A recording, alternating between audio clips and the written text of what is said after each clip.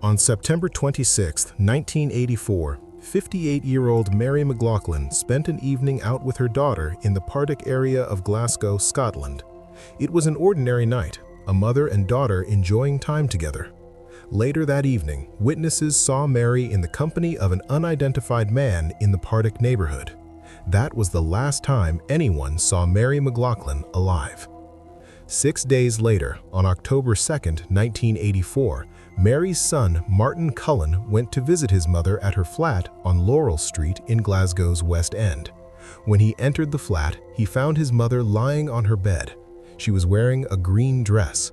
The cord from her dressing gown was wrapped around her neck 3 times, pulled so tightly that Martin did not immediately realize she had been attacked. Her dentures lay on the floor beside the bed. Mary had been strangled to death. The discovery traumatized Martin, who was in his early 20s at the time. The image of finding his mother's body would haunt him with nightmares for decades to come. A post-mortem examination established that Mary had been dead for at least 5 days before her body was discovered, meaning she had likely been killed on or around September 27, 1984, shortly after she was last seen. Police launched a major investigation into Mary's murder. The flat was examined thoroughly, and evidence was collected and preserved according to the forensic standards of the time. Detectives interviewed witnesses, canvassed the neighborhood, and followed every available lead. Despite extensive inquiries, no suspect was identified. The case went cold. Mary MacLaughlin was a mother of 11 children, grandmother to 26, and a great-grandmother. After her murder, rumors circulated in Partick about her personal life, creating additional pain for her family. The uncertainty and suspicion placed enormous strain on Mary's children. For her family, the unsolved murder became a constant presence. They lived for decades not knowing who had killed their mother, wondering if the killer might be someone they knew. Martin struggled with nightmares and the trauma of discovering his mother's body. Mary's daughter Gina, who had spent that final evening with her mother, carried the weight of unanswered questions through decades of grief. Gina repeatedly attempted to have the case reopened over the years. She contacted police, pushed for reviews, and refused to let her mother's case be forgotten. Sometimes she was told there were insufficient resources or new leads to justify reopening the investigation. The original investigators had carefully collected and preserved physical evidence from the crime scene, including the ligature, her clothing, and other items. Among the preserved evidence was a cigarette butt and Mary's black bra discovered in a garden near her home. At the time of the murder, DNA profiling was not yet widely used in criminal investigations. The evidence was stored and filed away with the case materials. In 2017, 33 years after the murder of Mary MacLaughlin, cold case detectives from Police Scotland's Homicide Governance Review team began a fresh review of Mary MacLaughlin's case. This was the 5th time the case had been reviewed since the original investigation. Advances in forensic science, particularly in DNA analysis technology, had transformed what was possible in solving historical crimes. The cold case review team identified several items from the original investigation for priority examination using the latest DNA analysis technologies. Forensic scientists examined evidence stored for over 3 decades. Samples that could not be tested for DNA in 1984 were now subjected to modern analysis. The results were significant. DNA attributable to a man named Graham McGill was found on multiple items from the crime scene. His DNA was present on the cigarette butt, on the ligature that had been wrapped around Mary's neck, on the dress she had been wearing when she was killed, and on her black bra found in the garden. The statistical probability of the DNA belonging to someone other than McGill was calculated at 85,000 to 1 for one sample and 1 billion to 1 for another sample. Graham McGill had not featured in the original 1984 investigation. When Mary was murdered, McGill was 24 years old and incarcerated at Her Majesty's Prison, Edinburgh, serving a 6-year sentence for rape, reduced to 3 years for good behavior. At the time of Mary's murder, McGill was on temporary day release from prison. Further investigation uncovered additional damaging information about McGill. In 1988, 4 years after Mary's murder, McGill had confessed to his then-wife Suzanne Russell that he murdered a woman. According to Russell, McGill told her he wanted to know what it felt like to kill someone.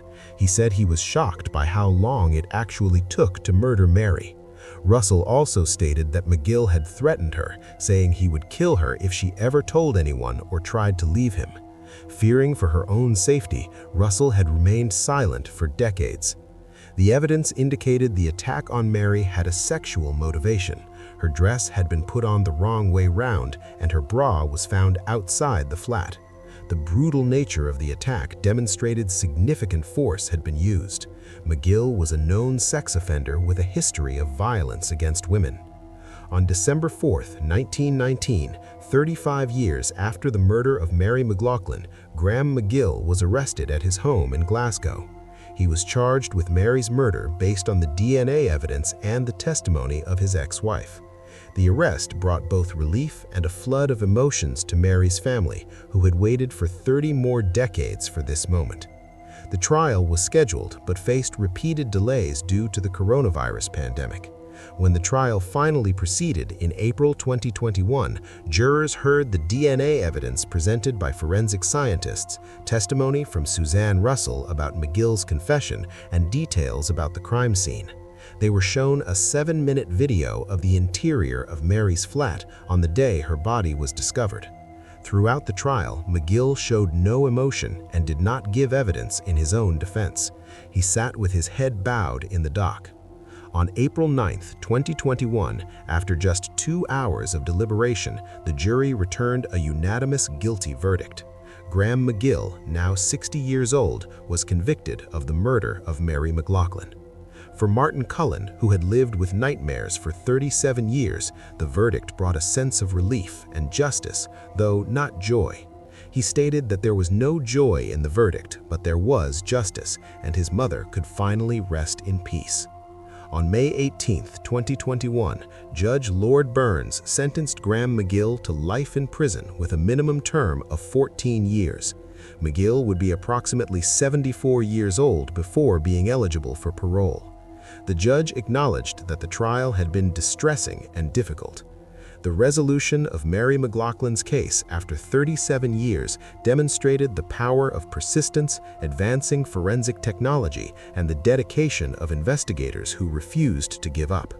The case was solved through a combination of carefully preserved evidence from the original investigation, modern DNA analysis techniques, and the eventual willingness of McGill's ex-wife to come forward with her testimony.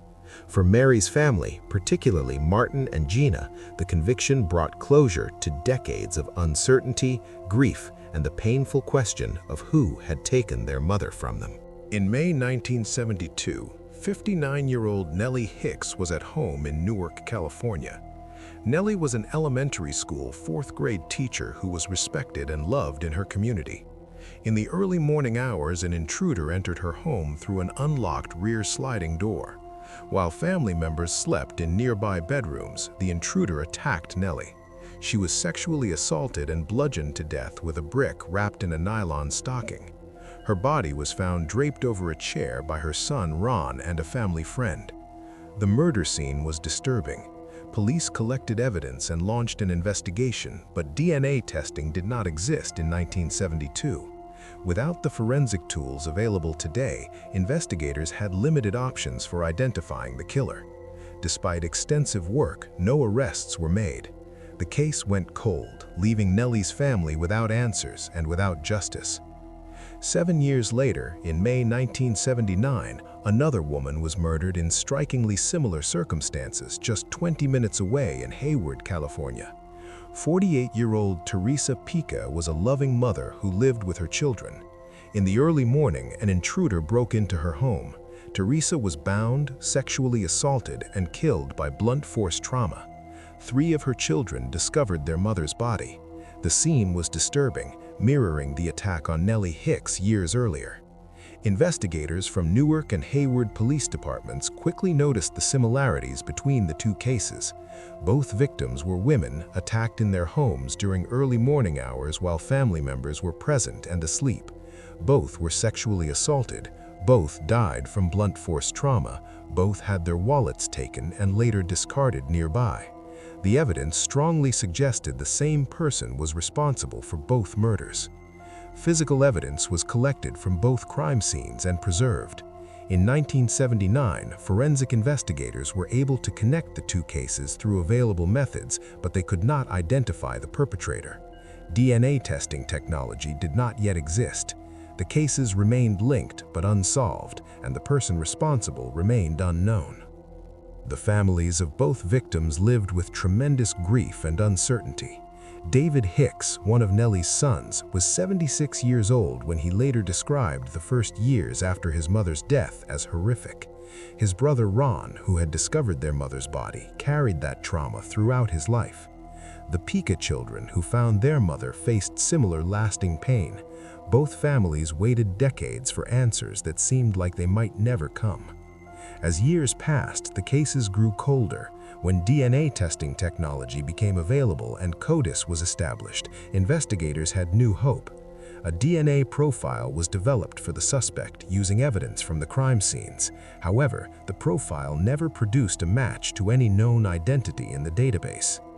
In 2021, the Hayward Police Department submitted forensic evidence to Othram, a private DNA laboratory in Texas specializing in analyzing degraded genetic material.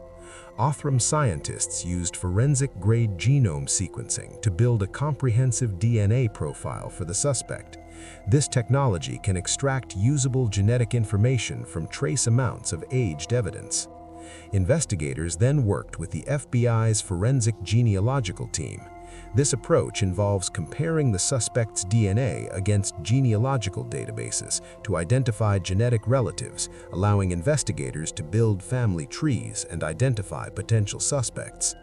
The genealogical investigation produced several leads. Investigators followed these leads through extensive follow-up work. DNA evidence retrieved from Theresa Pica's body had been analyzed multiple times over the past 2 decades, and several people who were investigated as possible suspects had been excluded. At one point, investigators identified a potential suspect through genealogical analysis and even exhumed his remains for DNA comparison. That man was excluded through DNA testing, though he was on the same genealogical tree as the actual perpetrator. Then, in December 2023, investigators consulted again with the FBI and continued working with Othram. The genealogical work eventually led them to Fred Bernard Farnham. Farnham had died in 2007 at the age of 73 in a hospital in Oregon. Using DNA from his personal effects, investigators were able to link him definitively to both the Hicks and Pica murders. Fred Farnham's life history revealed a pattern of violence against women. He grew up in California's Central Valley and moved to the South Bay area in the 1950s. In the 1970s, around the same time as the murders, Farnham was convicted of multiple sexual assaults in Santa Clara County. He served prison time for sexual assault convictions in Sunnyvale and San Jose. After serving his sentence, Farnham moved around Northern California through the 1980s. Eventually, he relocated to Oregon, where he lived until his death. At one point, he operated an auto repair shop in Cave Junction, Oregon. The investigation revealed that Farnham had moved frequently throughout his life, living in multiple locations across Northern California and eventually Oregon. This pattern of movement raised concerns among investigators that Farnham might be responsible for additional unsolved crimes in other jurisdictions. On February 8, 2024, Hayward Police Chief Brian Matthews held a press conference at Hayward City Hall to announce that the cold cases had been solved. He identified Fred Bernard Farnham as the person responsible for the murders of Nelle Hicks and Theresa Pica. Matthews commended the officers who had meticulously collected and preserved evidence at the crime scenes in the 1970s, work that proved crucial decades later. Chief Matthews stated that the search for answers was not over. He said investigators believed Farnham may be responsible for additional sexual assaults and murders in other communities. Law enforcement agencies in multiple jurisdictions were alerted to revisit their cold cases for possible connections to Farnham. The detective who helped solve the Pica case, Robert Purnell, noted that while it was very rewarding to solve the case for the families, there was still more work to be done. Family members of both victims attended the press conference and spoke about their long wait for justice. David Hicks, now 76 years old, held up a photograph of his mother, Nellie. He expressed deep gratitude to the police department for their dedication and persistence. He said knowing the identity of his mother's killer made his heart feel fantastic. The revelation brought a sense of closure that the family had waited more than 50 years to receive. Tragically, David's brother, Ron, who had discovered their mother's body in 1972, had passed away just 3 months before police solved the case. He died without ever knowing who had killed his mother, carrying that burden to his grave. The resolution of these cases after more than 50 years demonstrates how advances in forensic technology can bring justice even when traditional investigative methods have been exhausted. The careful preservation of evidence by investigators in the 1970s, despite not having access to DNA testing, proved essential. The development of genealogical DNA analysis provided the breakthrough that finally identified Farnham as the killer.